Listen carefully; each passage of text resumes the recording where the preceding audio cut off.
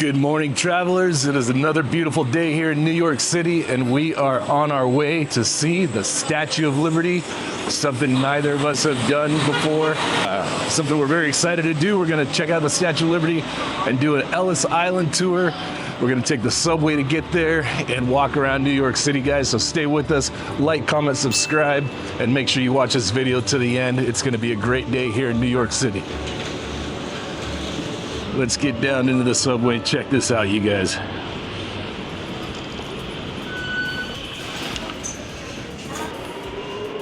Right here, baby.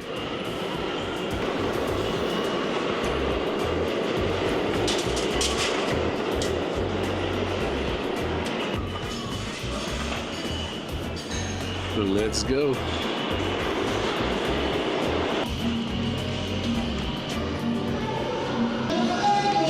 Listen to this, guys. It's a salsa band somewhere at the subway station.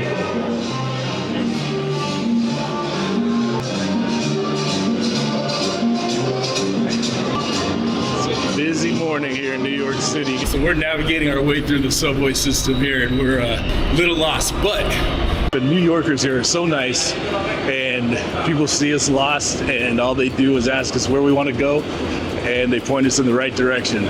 So that's the good thing here is if you're lost, just ask a New Yorker and they'll take care of you, because everybody here is super nice. Let's go get on train number 1 to downtown. Please stop, trips, and falls. Keep to the right and use handrails while using stairs and...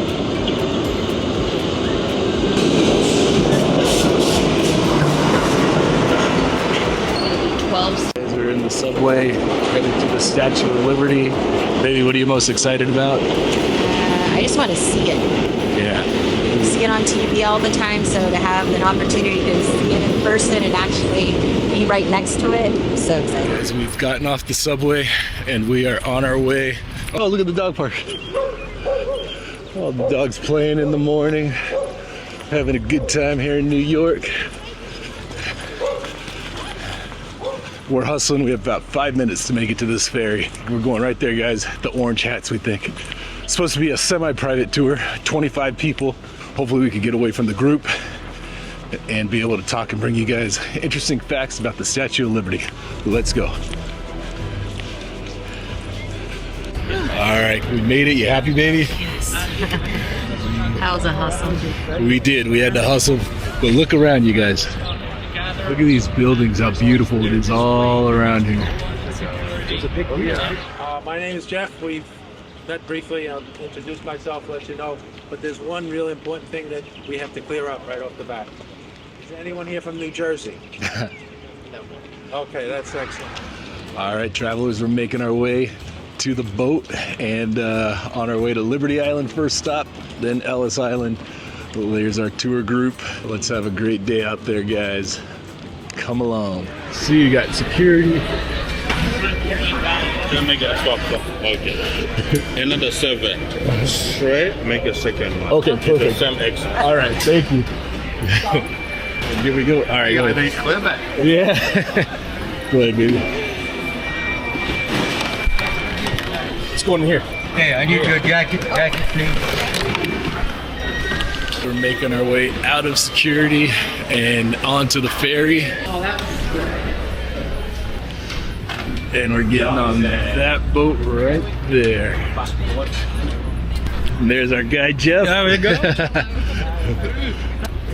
go. We are going to be one of the first ones on our ferry.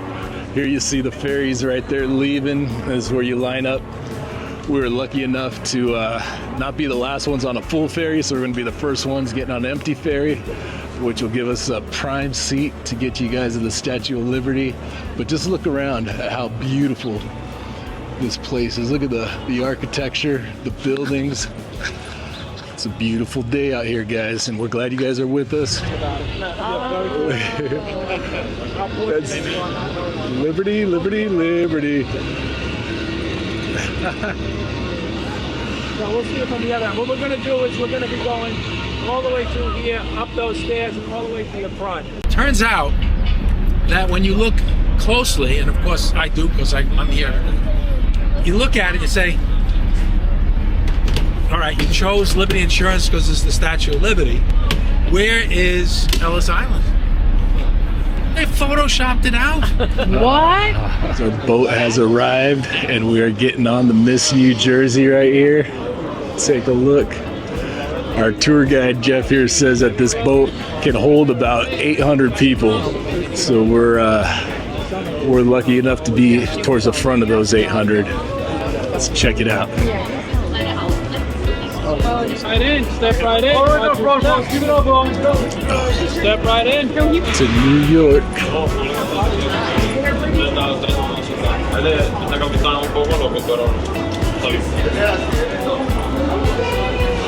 Here you guys see the inside of the boat. They got a little snack bar here. You can get snacks, hot chocolates. I will tell you, it is very cold today here. It's in the mid 50s, and there's a breeze.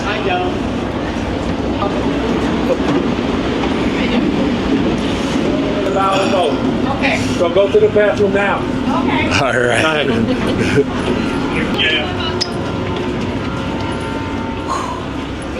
There's a snack bar up here too.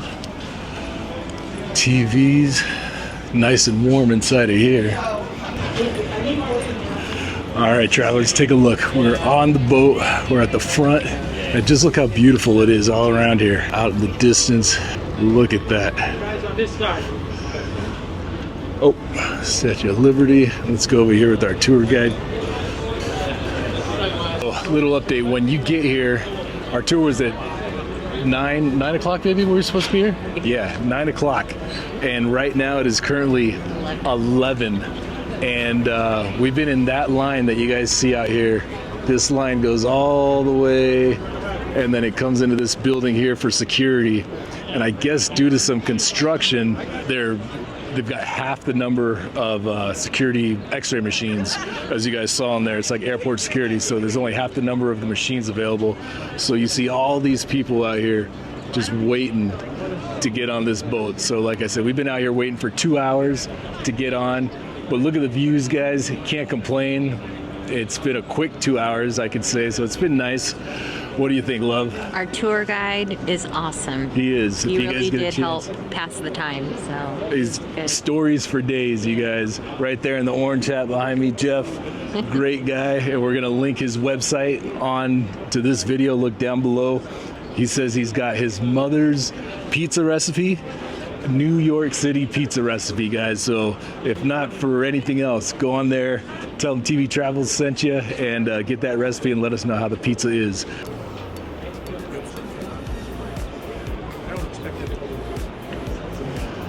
So that what I was just showing you, if you watch the Liberty Mutual commercials, Liberty, Liberty, Liberty, they're filmed right here along this little boardwalk there.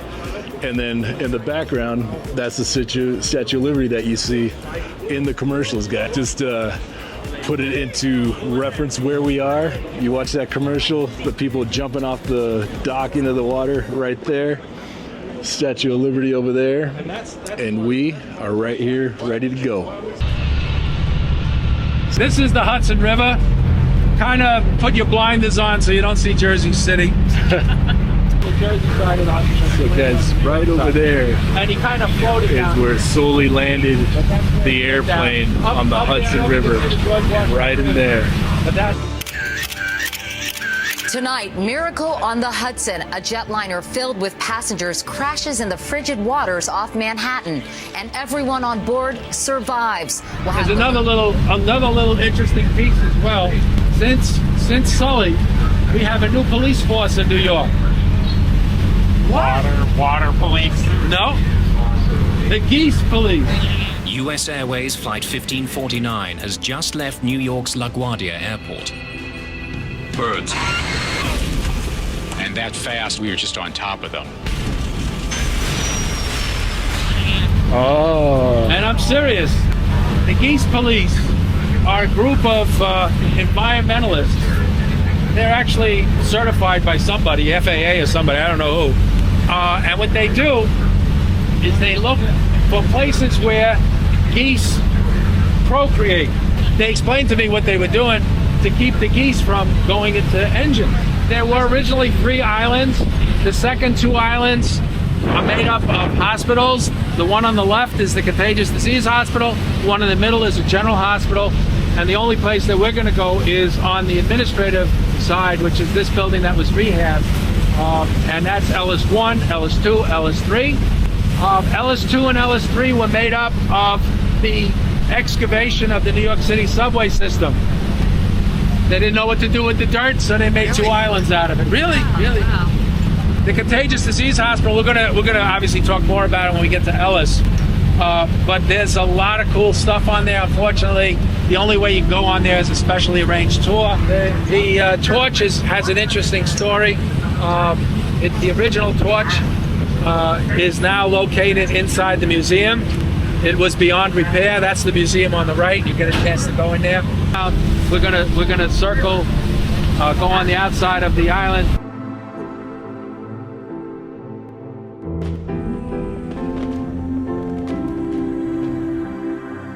Made it to Liberty Island, the Statue of Liberty. Take a look, we're just about to disembark our ferry here.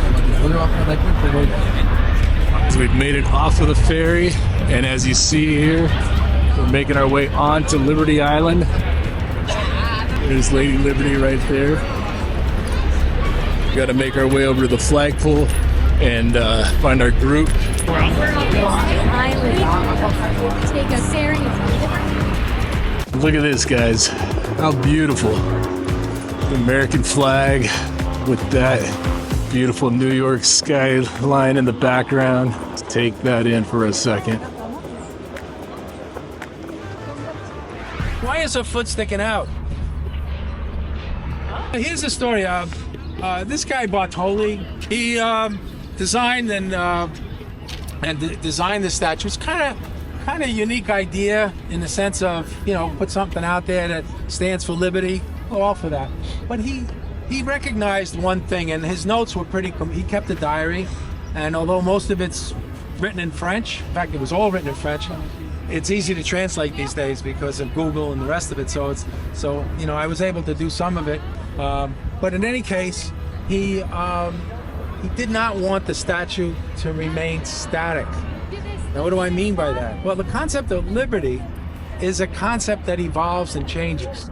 So what was liberty in 1886? Clearly not what liberty is today. Clearly not what it will be in 100 or 200 or 300 or how many years that are in the future. It is, like most human thoughts, changes. We change. We're not the same, and we recognize our change. That doesn't mean we abandon our past. In fact, that's one of the things I study history for, to see where we actually are. That is where we just came from. And how beautiful does it look from this side of the water, huh? That's right. It's New York. So here you guys see, over here is Brooklyn, Manhattan, Ellis Island, New Jersey.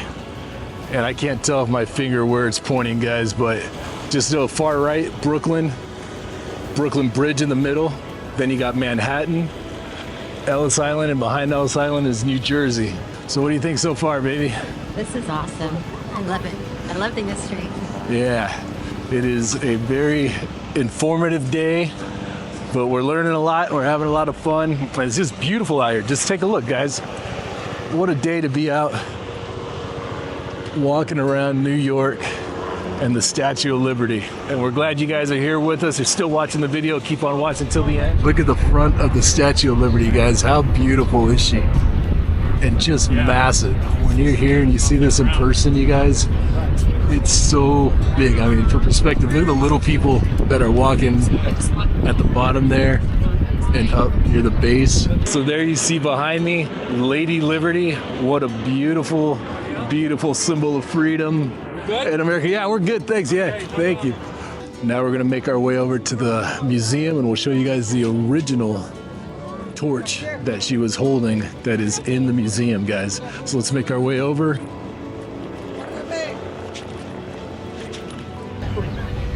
These are the architects. Pulitzer Pulitzer. Raising money. Yeah.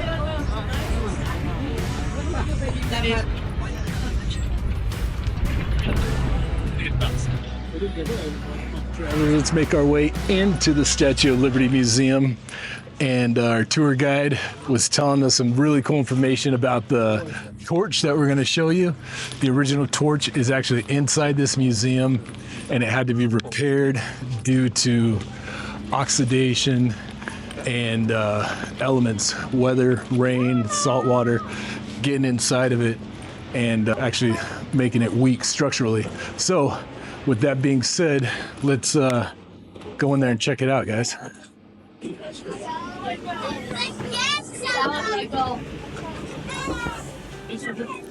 All right. Here you guys see on the wall a little quote. This statue tells us that liberty lives only through truth and justice, light and law. The immensity of form should be filled with the immensity of thought. And there you see the original color. Yep, it was a copper statue, which is oxidized, which is why it is green today. Look at this, guys. This is a copper model of what the foot was.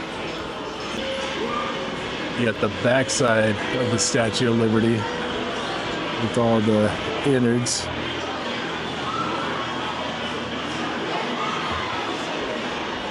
How cool is that? If you ever wanted to see what the inside of the Statue of Liberty looked like, this is it right here, guys. We're approaching the original torch that was on the Statue of Liberty. Take a look at that, you guys. And due to weather and oxidation, this thing has had to come down, but is now on display. Let's get you a full 360 view here so you can see this beauty. And look at the oxidation that took place, guys. This was a copper piece. The interesting fact about this is that not only was it a torch as a symbol for the statue, but they actually lit it up, and it was the very first lighthouse in the United States of America. It was on the Statue of Liberty because they lit it up from the inside, but that also caused it to erode.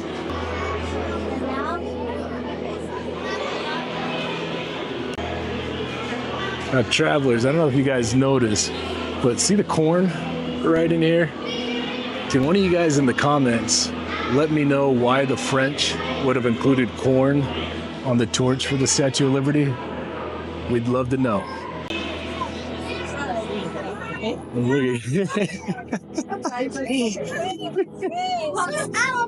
This is a model of the face. You see kids making themselves bigger.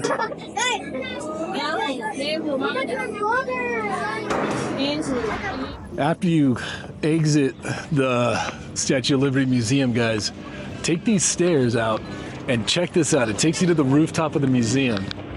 And look at the view that you walk up to.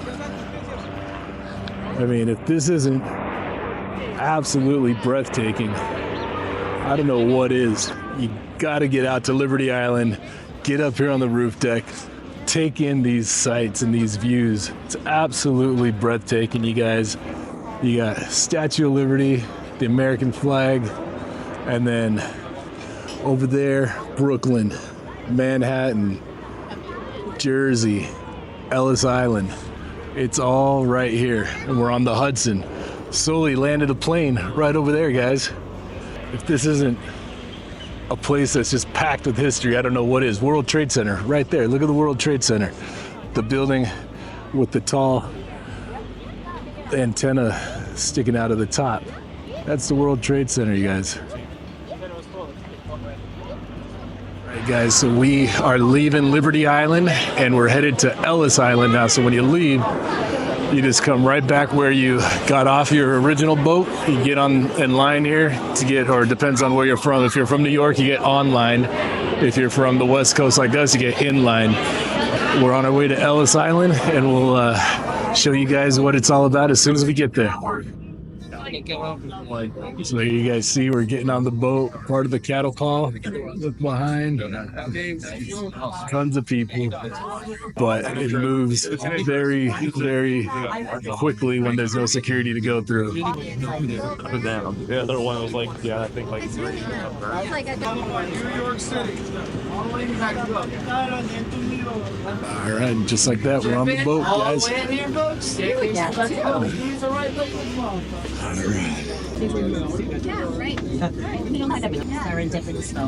Oh, silent. If you would like to go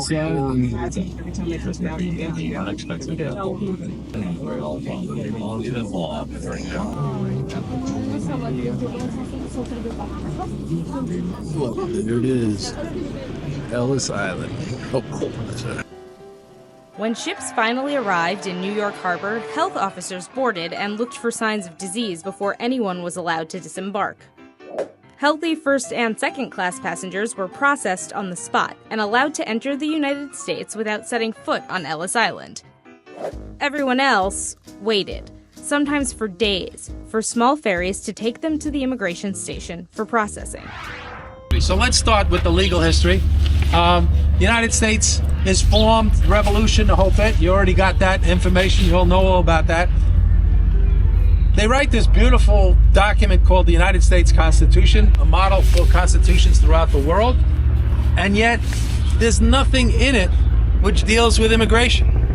How is that even possible? Something we think about. You can't turn the news on. Every 5 minutes, some immigration issue comes up. New York City has been, the recipient of buses from Texas and other places that, we have, I think it's now 120,000 migrants from the Mexican border. So here's what happens. The ships are coming up, no big deal. You want to come to the United States? There's no such thing as passports, fingerprints, or any of that stuff. You just come. That's it. You want to work here? You don't need a permit. You just come. You do whatever. Now, people did get jobs and stuff to come, and people attracted to come here, but it wasn't really until the 1830s with the Irish famine that we get the first large groups of people coming. And they're coming to two basic places. They're coming to Boston, but there are also large numbers coming here because that's where the work is really coming. The late 1830s is really when it starts. The ships are coming here, and they're bringing a lot of people that they're poor economically. I mean, there's just no two ways about it. They're coming here. The Irish come here because, a potato famine. They're coming here because they're starving to death in Ireland. What are you going to do? And when you are in that kind of economic situation, what happens? You also suffer from disease. So the disease now comes in. So New York, all of a sudden, well, not all of a sudden, but more than it had, becomes a place where communicable disease, incurable at the time, really starts to multiply. What do? You say, hey, feds, stop these people from coming. No, you can't. The federal government doesn't care about immigration. So New York decides to come up with its own idea. Massachusetts also joined in this as well. And what they basically said to the shipping companies is, look, you're going to bring all these people up here. We're going to charge you $1 a head to bring them in. And we're going to take that dollar and we're going to start a quarantine station. If we see any evidence of communicable disease on your ship, you're denied entry. This is New York State telling people that. And they say, okay, yeah, the shipping company said, no, we don't like that. 1840s, German immigrants, because of political issues, start coming, and there's revolutions in Germany and in Prussia and other areas. And they're coming in for political reasons. So maybe they're not as poor as the people suffering from the famine in Ireland, but they're still coming in with disease and everything else. And the shipping companies are saying, something, we don't like this dollar tax. You got no business imposing a dollar. You're a state. You're not the federal government. You can't do it. So the shipping companies do the only good American thing to do. They go to court. They sue. Basically, the shipping company said, New York, you have no authority to charge the dollar. You're just raising our rates for no reason. We don't want to go through your stinking quarantine stuff. Get lost. United States Supreme Court in 1849 agrees. Think about a problem now. Disease coming in like crazy. no way to stop it, no funds to do it. Why should New Yorkers pay for basically immigration to the United States? Because they're not just coming to New York, they're coming all over the United States. So the feds make a deal with the states. And they say, look, we'll take over immigration because that's what the Supreme Court says we have to do. They say, all right, they tell the shipping companies, we're going to charge you now $2 a head. We're going to keep the dollar, and New York will give you the dollar. You keep doing what you were doing. New York continues to manage immigration, but now under the legal, mystery of the feds' involvement, and actually lose $1 on it. Everybody's happy except for the lawyers for the shipping company. They all get fired. 1849, something else important happens, which most tour guides won't talk about because they deal just with Ellis Island. But there's another migration that gets started, and that's on the West Coast. 1849, Sutter's Mill, California, right outside Sacramento. What happens? Gold rush. The gold rush, which causes a major change, not only in Eastern migration from Europe and Eastern migration to the West, but also to the East from Asia, especially China. Now, in 1849, there was also a change in the country in terms of making railroads and industrializing. There needed to be a lot of labor that East Coast migrants and Europeans did not really want to do. The Chinese willing to do fairly, hazardous things like blow up mountains to make room for trains and kind of stuff like that. So the Chinese start coming and start migrating right after the Civil War. 1867, the Continental Railroad is completed. Now I'm making generalizations so we can understand it, but Europeans generally you come for political reasons or economic reasons, religious persecution, however, famine. You try to bring the whole family over, and you try to basically say, we're going to change our residence. The Chinese didn't do that. The general migration for Chinese was bring in adult males, and then they go back. After they make their money, they send their money back, and they go back. So there was a different type of migration that took place on the West Coast, and a lot of anti-Asian sentiment resulted. They were blamed for all kinds of things. As we know, to this day, immigrants are blamed for a million things. Not only disease, but in the Chinese case, they were also blamed for prostitution. They were blamed for criminal activities, drugs, and everything else. What else is new, right? I mean, it's the same stuff we do today. It's the same idea. So the East Coast and the West Coast, they get together. The politicians say, we got to do something about immigration. So the first Immigration Act that really takes place is 1880. Right at the time of the Statue of Liberty, Brooklyn Bridge, all this stuff. 21 million people have already come into New York. How do we do it? How do we get these people in here, and how do we keep out people we don't want? That really became the start of it. So 1880, Congress passes the Chinese Exclusion Act, which sounds just exactly what it is. Chinese are not allowed to come to the United States. The only way you could come from China into the United States was if you could show you lived here before 1880. 1880, Chinese Exclusion Act. What happens? Chinese Exclusion Act. At the same time, the East wanted some kind of filter to make sure that only working people could come here, people that could support themselves. So the first criteria for immigration come in. Now you have to be they didn't use these words, but you have to be of sound mind, you have to be free of disease, and you have to be able to work. In some ways, that's what we have today. So they also realized that Lower Manhattan was not a great place to receive all these immigrants. So they had to come up with a different place. So the first place they consider was Liberty Island. They were going to put the immigration center on Liberty Island. This little island was here, kind of abandoned. In fact, it was used years ago as it was called Fort Gibbon, because Gibbon is a way to hang people, and they used to have public hangings of pirates out here. People would take their boats out and check the hanging up. Anyway, kind of weird stuff, but hey, that's history. It's weird. 1892 comes the erection of this predecessor building, the wooden building. January 1st, 1892, our first immigrants come in through Ellis Island. Immigration now is federalized. And here's our first immigrants. Annie Moore and her 2 brothers. The first immigrants to come through Ellis Island is a 15-year-old young lady and her 2 brothers, 9 and 10 years old. And they come by themselves, but they meet their parents here.